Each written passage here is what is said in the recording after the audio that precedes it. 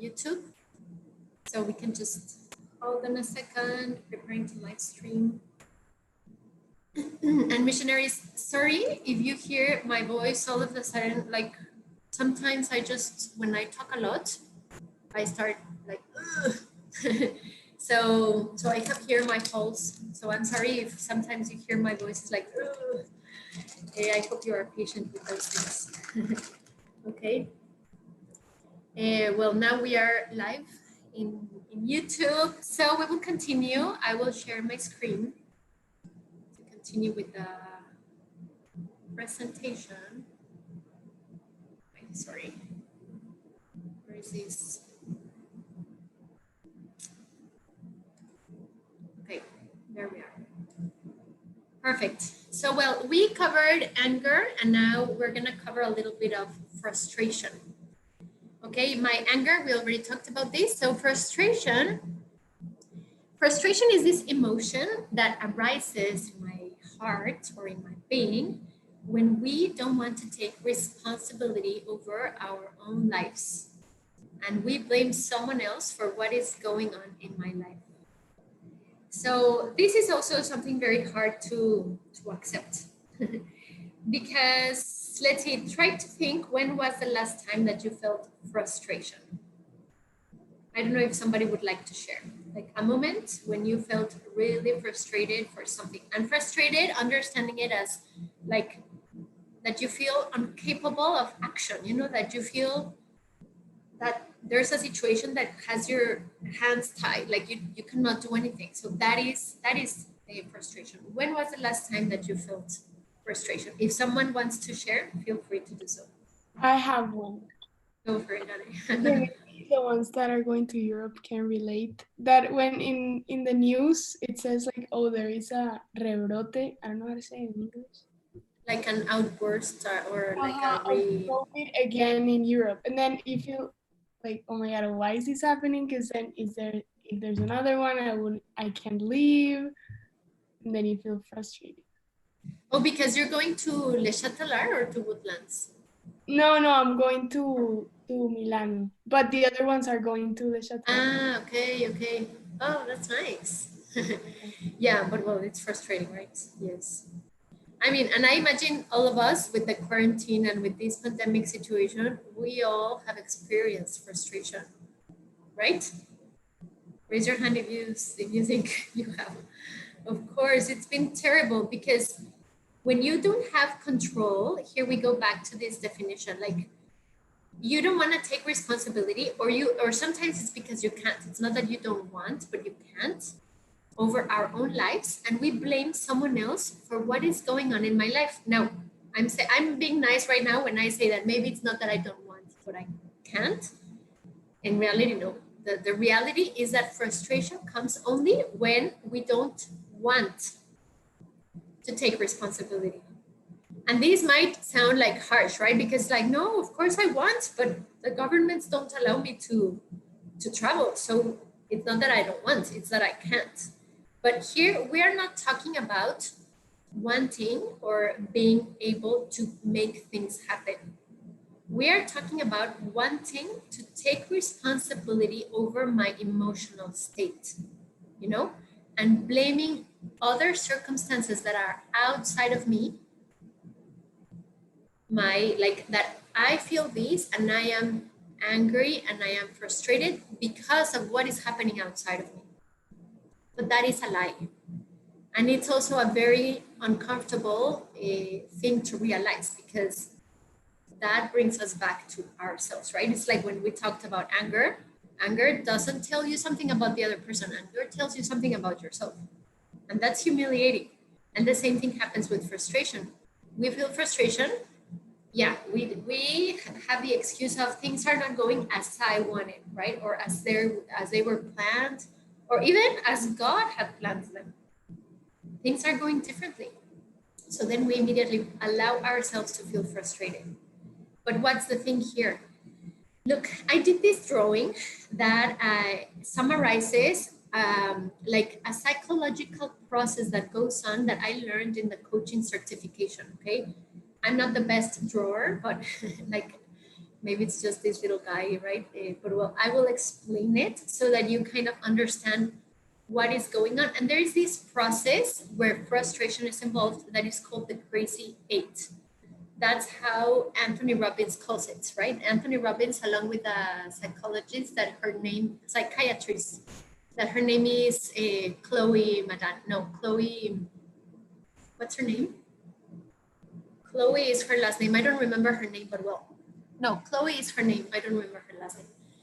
So, well, either way, this is the crazy eight process. So, what happens? There are some situations. Here is where it starts, right? Where it says pain. So, there is something in my life that is causing pain. So let's use the example of the coronavirus, right? I feel pain because, of course, like I wanted to go and be a missionary. I wanted to go to my training course. I've heard so many beautiful things about it. And it is just like so painful that I don't have that opportunity, that all the missionaries in all the history, they have had their training course. And why is it that I can't have it?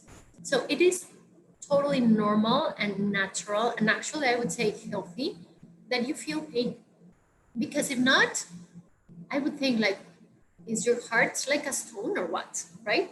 So the fact that you feel pain, it's actually a sign of health, right? Like your heart is alive, your heart is functioning, you are feeling what you are supposed to be feeling by some sort of loss. But then, as you can see, this little guy that is feeling the pain, there's a little tear. This is a little tear, right? Because he is crying. But here, as you can see, this is the steering wheel of his life, right? So he has pain, but he is still in control of his life. And pain is something natural, and it's actually something good that makes us grow a lot. Here, I think, where did I put? Well, yeah, I will go a little bit forward because here the topics get like connected one with the other one. So here is these phrases that I love, and they really motivate me a lot when I am entering into a situation of pain. Tony Robbins loves this quote, and I love it also. He says, things don't happen to you, they happen for you. Okay, so when pain comes into our lives, what is happening is that actually we are giving an opportunity to grow, because pain is like a catalyst that can like lead us to a great immense growth that otherwise it would have taken years to get to that point of maybe self-knowledge or virtue or patience or whatever it is, right? So pain can be this huge catalyst, and that is why God allows us that in our life. And now there is this other quote that I heard, I don't know who did it, but I also love it, that says, suffering is like fire. If you are like hay, it will burn you. But if you are gold, it will purify you. And I just love it, right? Because, for example, in this pandemic, we feel this pain. And right now, we have been tested. And depending on how you have been reacting or responding, you have discovered like the interior strength that you have, right? And the fact, missionaries, that you are all here still motivated to be missionaries, and that you are with the best attitude and willingness, even if you crossed through a situation where you had to cry a lot, or where you had to like yell, or you had to just like, I don't know, feel very, very upset. Doesn't matter. That is part of the letting go, that it's part of channeling the emotion. It's fine that you have those immediate reactions, but then once you process them, you're able to respond, right?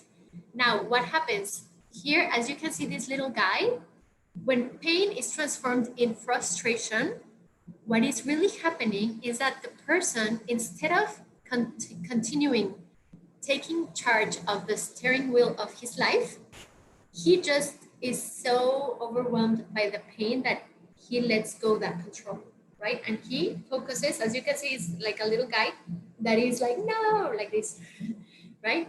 And that is when we allow ourselves to be like overwhelmed by the emotion, and we allow the emotion to start ruling in our life instead of us continue with the steering wheel, right? And continue with that responsibility that we have over our own life.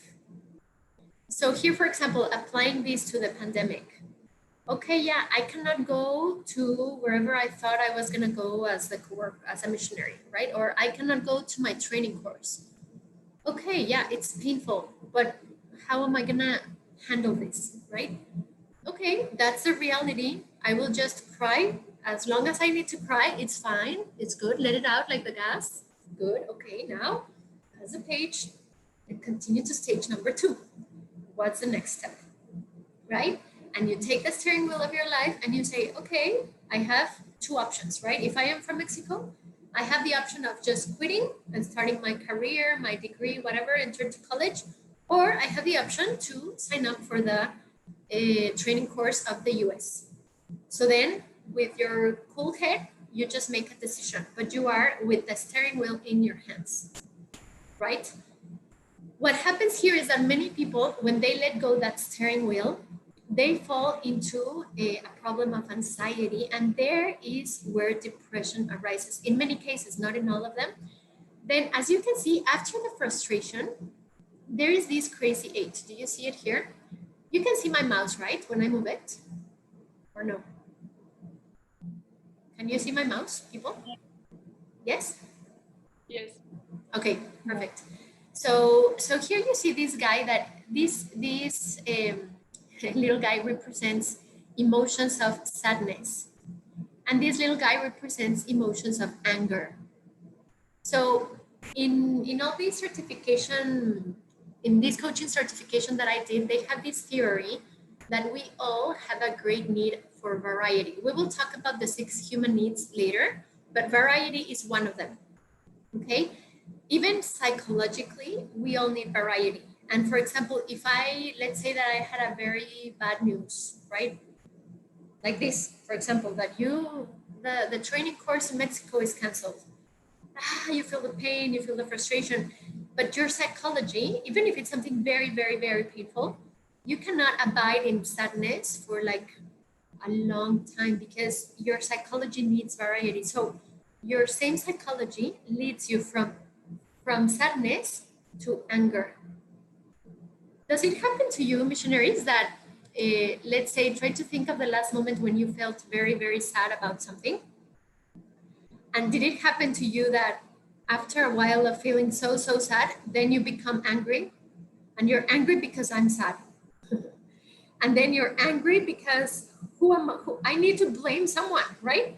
This is so painful and so sad that now I need to blame someone. We go again to that need that the brain has of blaming someone, of finding bad intentions. Who is the one that is making me suffer, right?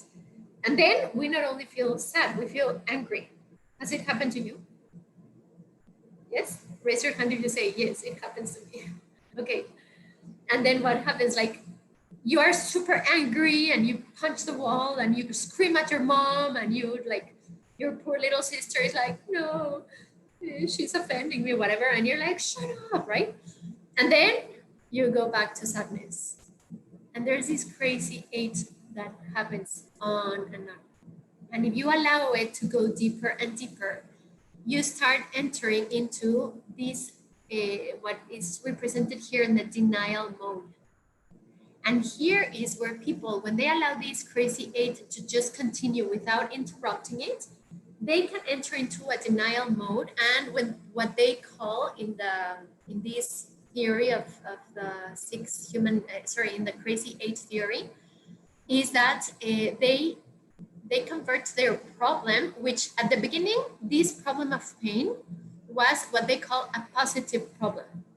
It's positive because it can awaken in you new ways of jumping into the situation. And right now, right, it creates creativity in you. It just opens your mind to see, okay, how am I gonna solve this? How am I gonna react? What, like, so it's positive in that sense that it keeps you like active, right? And it brings to your brain new ideas and yeah, like new ways to face this situation that was not foreseen.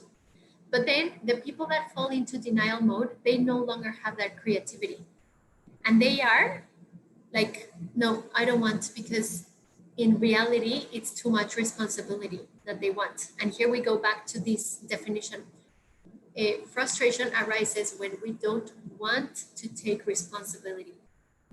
Okay, so for example, the people that fall in depression, I know this guy in the certification, once they did like a live intervention, and there was this guy that was telling the coach, so I think that I am gonna commit suicide because I have this terrible debt, and it's such a big debt that I cannot pay it.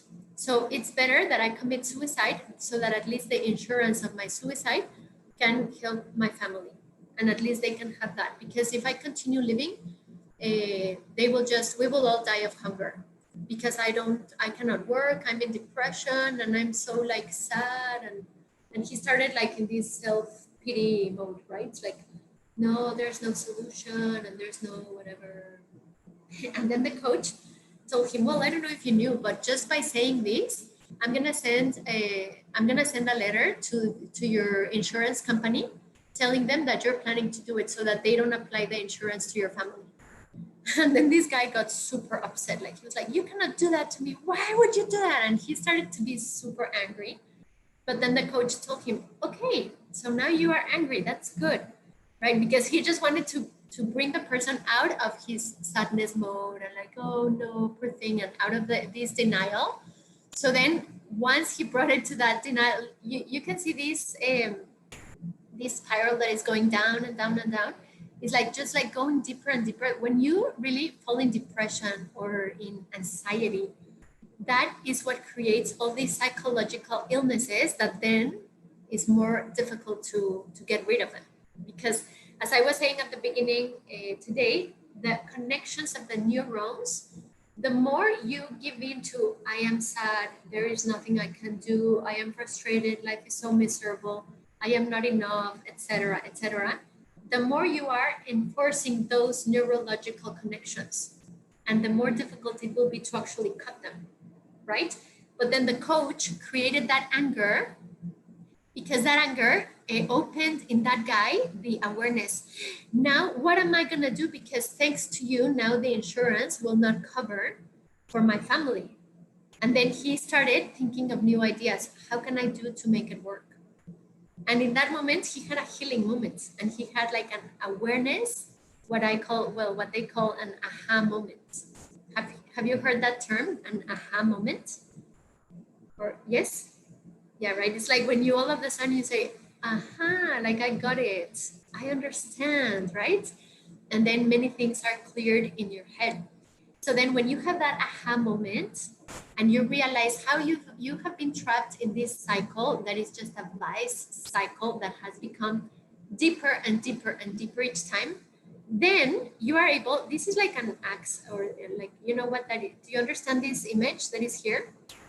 It just represents that when you are in that moment of, I am sad and now I am becoming angry and I want to punch someone, and then I'm sad again because I'm so bad. I punched my brother when he was not responsible. He just added some salt to my water, you know? But when we are in that mode, the best thing that you can do is just interrupt that cycle, and you will laugh. But the advice that these therapists give is that you interrupt it with something funny. So they even said, for example, I mean, something as silly, you have to, in that moment, when you are in that emotional state of, I am super sad, literally you have to say, how am I going to interrupt this? And then you think, what can make me laugh?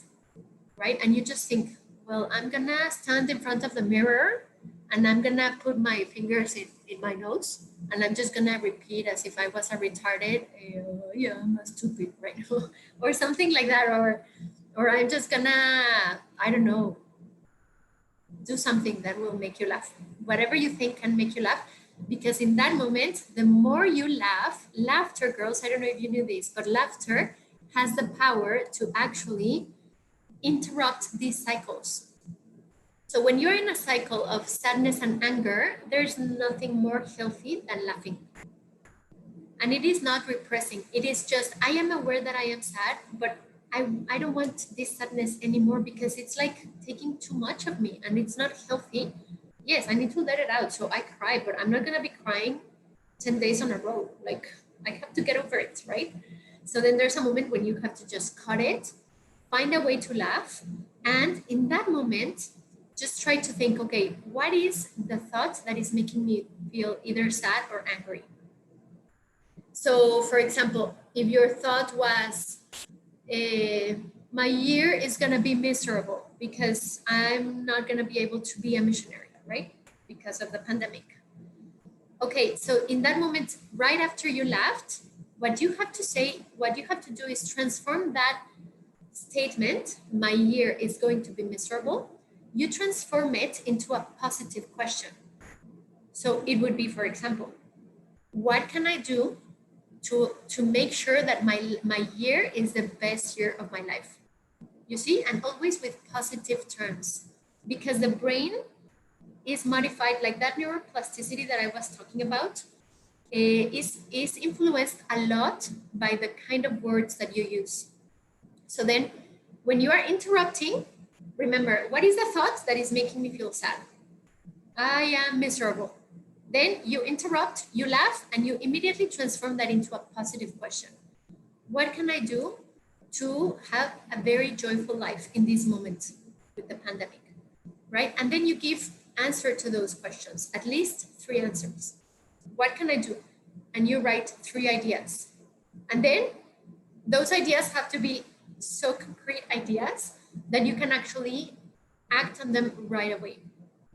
And you, like, they change your decisions, they change your agenda. So they commit you to a concrete action. Okay? And there is where you can come back to have a breakthrough in your life.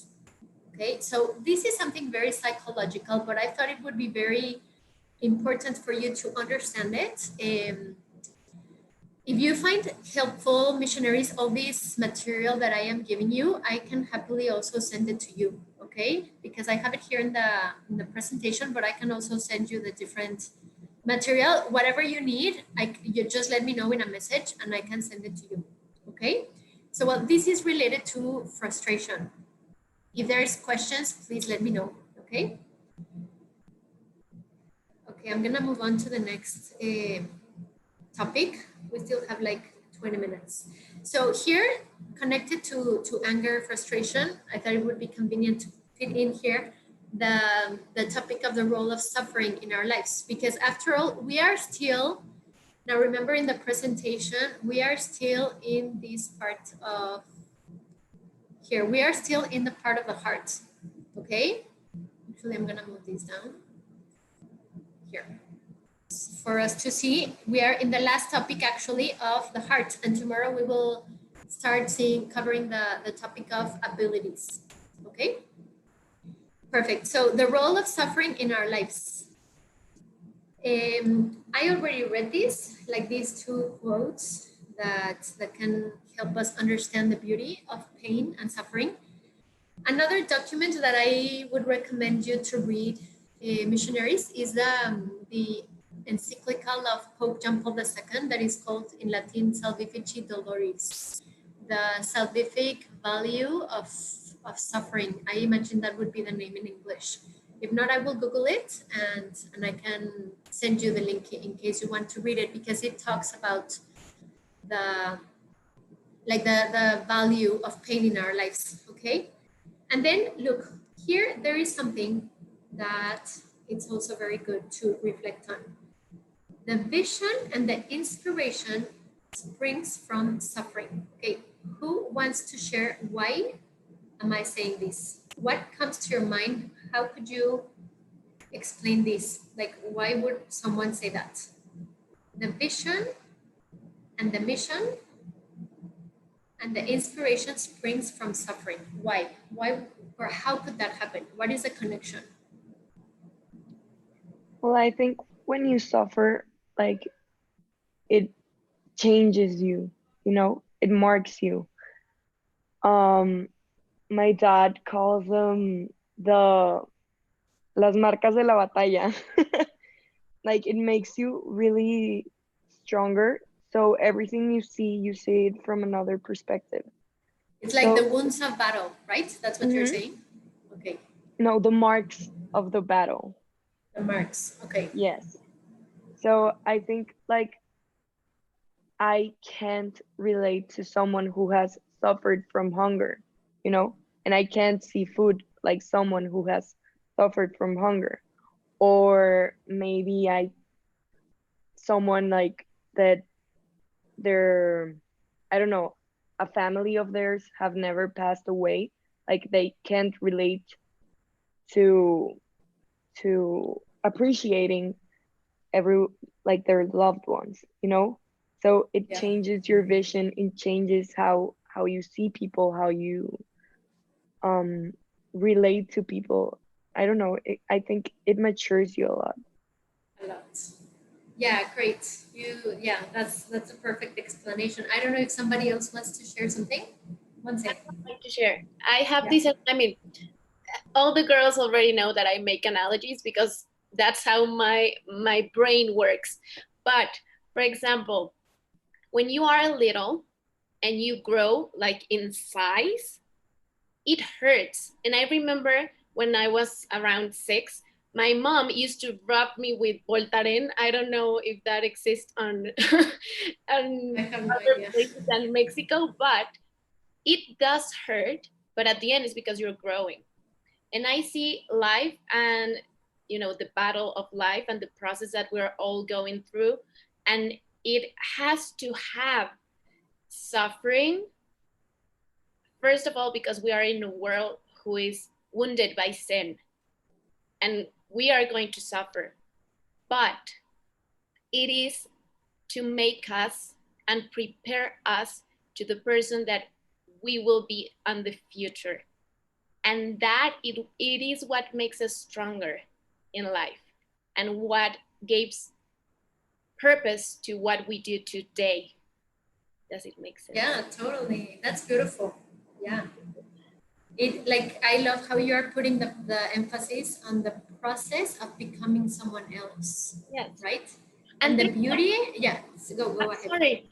No, go for it. Excited. I'm sorry. Yes, go. There's a book who is called Becoming Myself, which is from my favorite author. She is called Anastasia. I mean, it's the one who wrote Captivating. Oh yeah. It's just okay. I don't remember her name, I but don't yeah. remember her name, but well, she's my favorite author. Imagine I don't remember her name. But the book is called Becoming Myself, and it's about how every day of our lives we are becoming, because what happens around us and in our circumstances and what we do and how do we react, that's making us are truly ourselves. And it's a process, and that's life. Yeah. Yes. That's beautiful, Monse. Thank you for sharing. And yeah, like sometimes it happens that we want, for example, I want to be humble, right? There was this story of Saint Rafael Guizar. He is a Mexican saint. He was a bishop. And so he was very kind and gentle and like that. But he had a lady that would help him. She was a cook, right?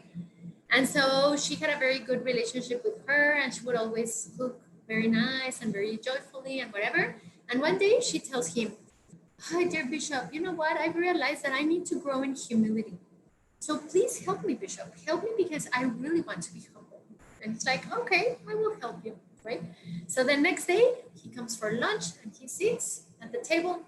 And then this lady comes with a plate of soup. She's so happy because it was so delicious that she thought it was going to be delicious.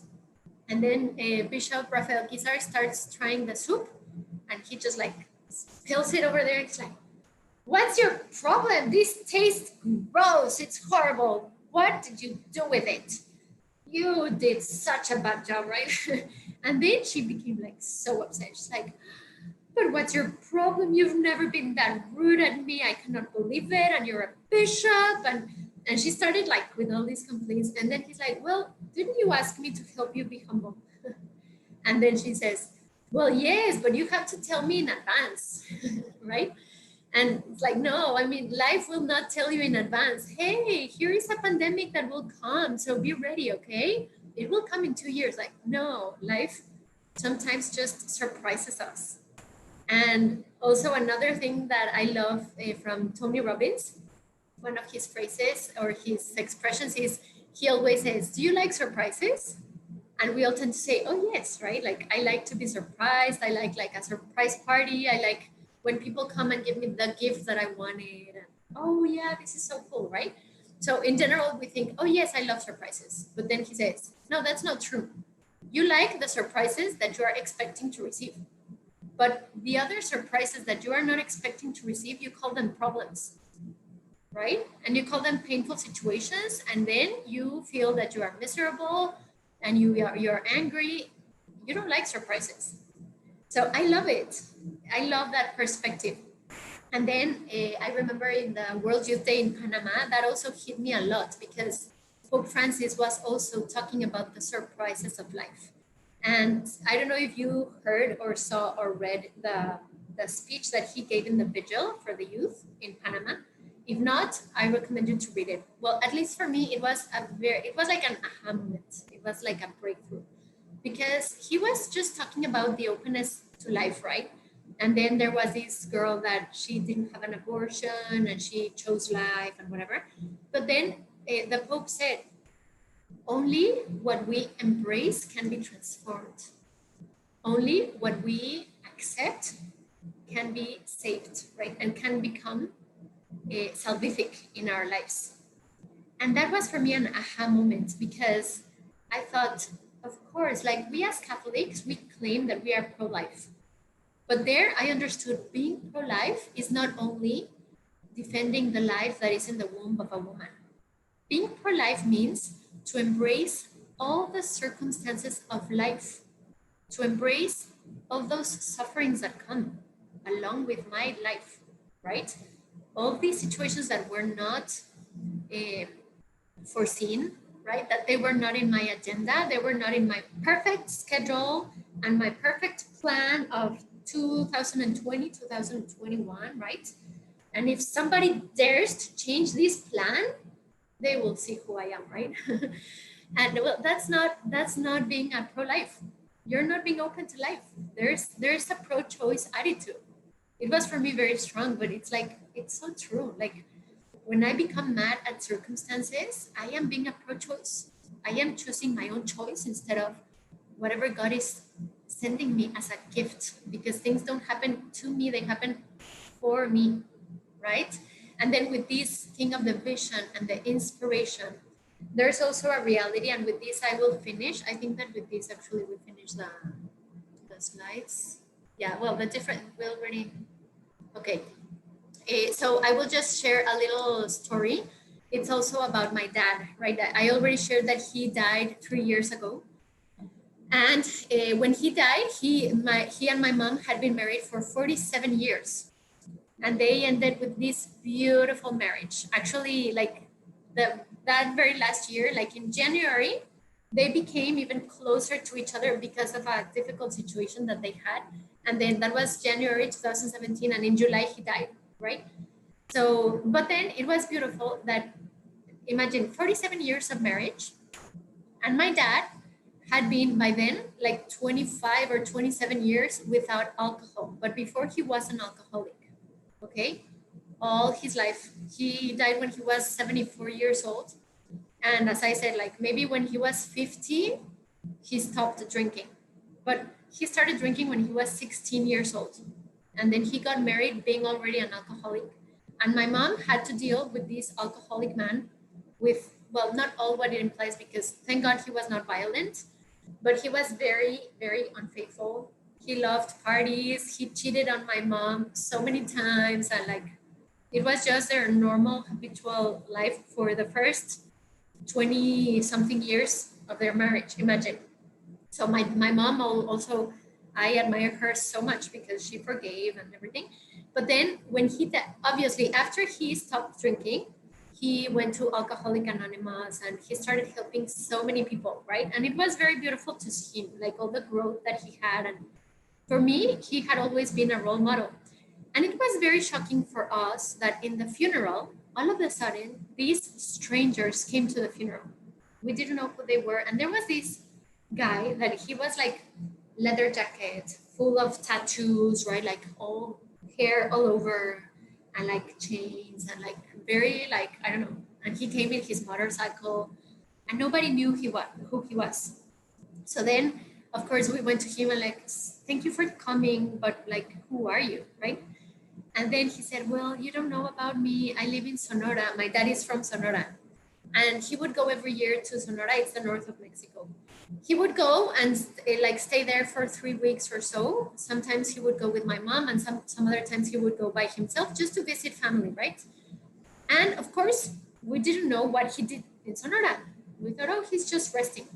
But then it happened that this guy told us, I came all the way from Sonora to the funeral because 5 years ago, I was in the streets. I was an alcoholic, a drug addict, and your dad just saw me in the streets. He just carried me. I don't know how he did it because I was totally unaware. He brought me to this rehab center, and where I had this very intense detox. He would visit me every single day. And then, since he lived here in Querétaro, every week he would call me to see how I was doing. And he put me in contact with a psychologist, and he paid for my therapies, and he helped me out. And thanks to him, I am clean. I've been clean for 5 years. So we were like, what? It was something beautiful, right? And very touching for me because I was like, literally, he's like the Good Samaritan. And it's not that he was this super Catholic guy. Like, actually, he didn't practice his faith. But I believe that because of those beautiful acts of mercy that he did, God has him in his glory, right? And then I keep thinking, why did he have that desire and that passion to help those people?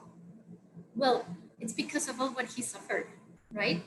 If he hadn't been such a bad alcoholic guy, he would have never feel inspired to help those people.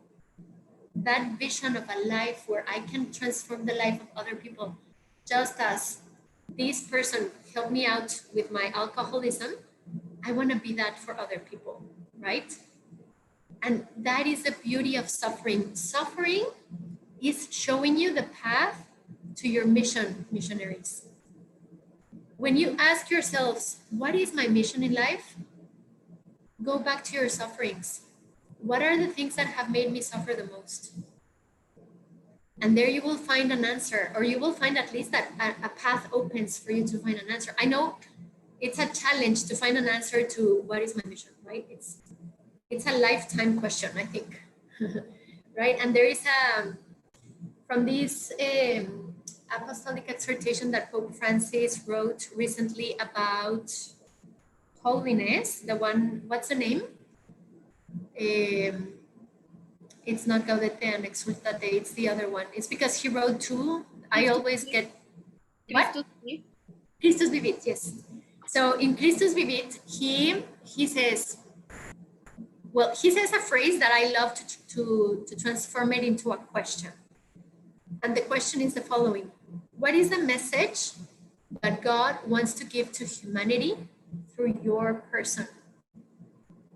What is a message that God wants to give to humanity through your person?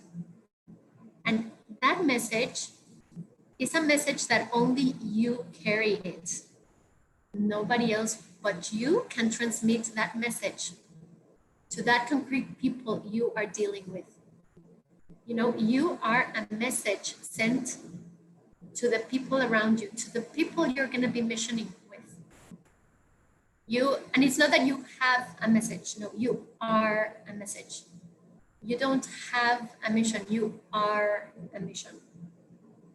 And your mission springs in great part from your sufferings. So if this helps you to give sense to any pain that you might have in your heart right now, give thanks to God, right? Because from that pain, you can realize, I have a mission. Like, yes, I know how painful it is to be there. So now I've become more empathetic to the people that struggle with this sin, right? There's people, I've been giving a lot of spiritual directions, right? And there's girls that suffer a lot with promiscuity, masturbation, they just give in very easily for sex or for that kind of fun, right? Or there's other girls that suffer because they have a lot of vanity, right? And I have to be the prettiest of the party. And if I am not, then I get upset, right? Or if I get a pimple, I'm like, "Ugh," right? And that is a suffering because you don't want to be like that. And that makes you empathetic to all those girls that you will encounter that will suffer that same suffering that you are carrying. So don't see it as something that I'm just carrying with it. And this suffering is an impediment for me to live out my mission. Well, actually, no.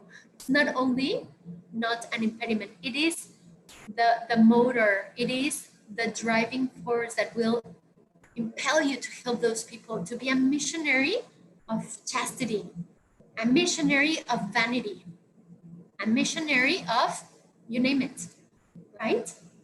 So see it as something that is showing you your path, missionaries. And with this, I finish so that we finish in time. You see how punctual I try to be. We were gonna do a little dynamic, but I think that with this is enough. We will do this dynamic if by the end of the course on Friday, I see that we had extra time, then we do this dynamic that I think it might be helpful. But I'm gonna stop sharing my screen. Now I'm gonna go to the homework for tomorrow, okay? It is, hold on a second, homework for Tuesday. Okay, well, I'm actually gonna share the screen again, sorry. Homework Tuesday. Okay, so here you see, I think it's gonna be way simpler than the one of yesterday. Here, look, I put this chart that you have here. It's a chart that contains all the possible emotions that you can feel. If you think of another emotion that is not here, please tell me, because that would be like great, right? I think, and I mean, many people, you can find this image in Google. It's not that I designed it. But try to see this chart, and the idea is that you name your emotions, okay? That you see the chart below and highlight the emotions that you experience more frequently. And remember the exercise that I told you of holding your emotion with your hands. If it is a negative emotion, you throw it to the sink or to the toilet. If it's a positive emotion, you just instill it in your heart and you imagine that it can grow and grow and grow until it becomes all of your being, okay? But this question is very important. What are those emotions trying to tell you? What is the value that they are promoting or defending? Okay, so that is the first exercise. And then regarding the emotional intelligence, there's also these homeworks. Think of the last 3 moments in your life when you had a fight or a bad moment with someone, and then you answer these questions. This is for you to get to a deeper self-knowledge, okay? And then regarding the role of suffering in our lives, well, sorry, this is just like the explanation of the topics we saw. Homework project, it's answer the following questions. And please note, since they are very personal questions, don't worry. I'm not gonna ask you to share them if you don't want, like, if you want to share them tomorrow, great, but nobody's gonna be obliged, right? So the first question is, what has been the greatest source of pain in your life?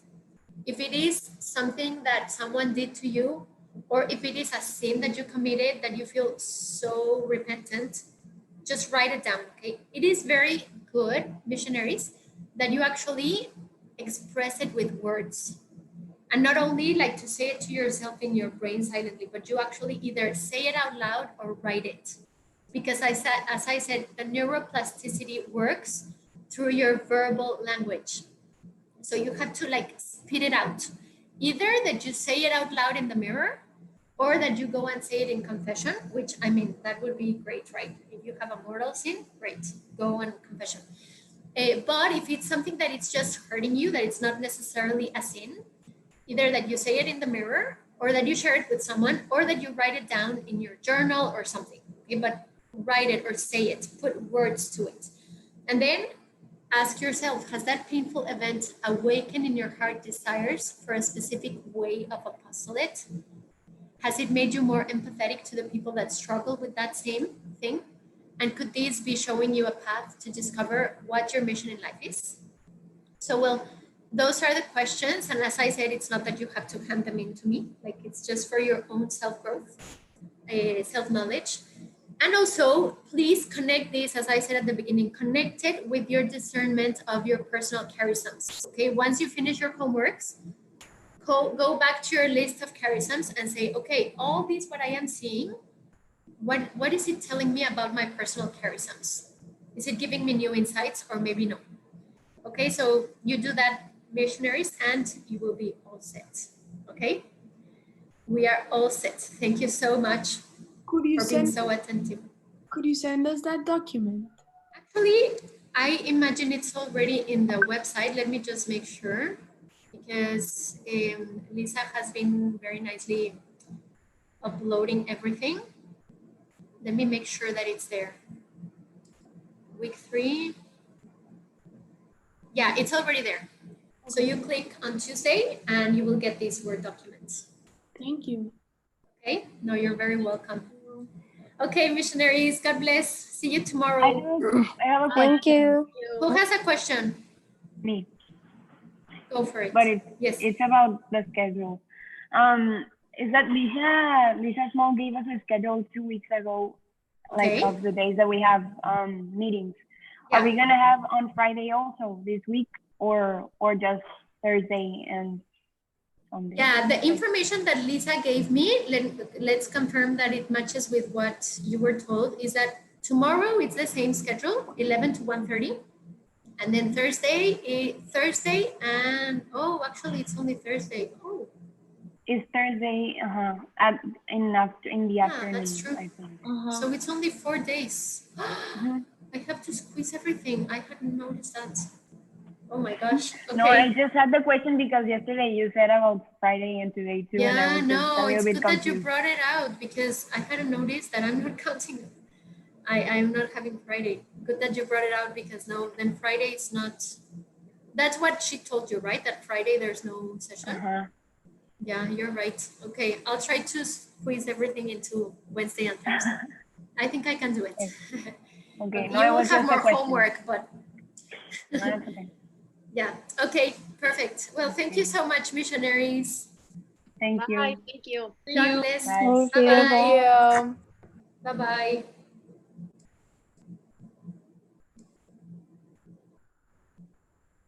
Okay.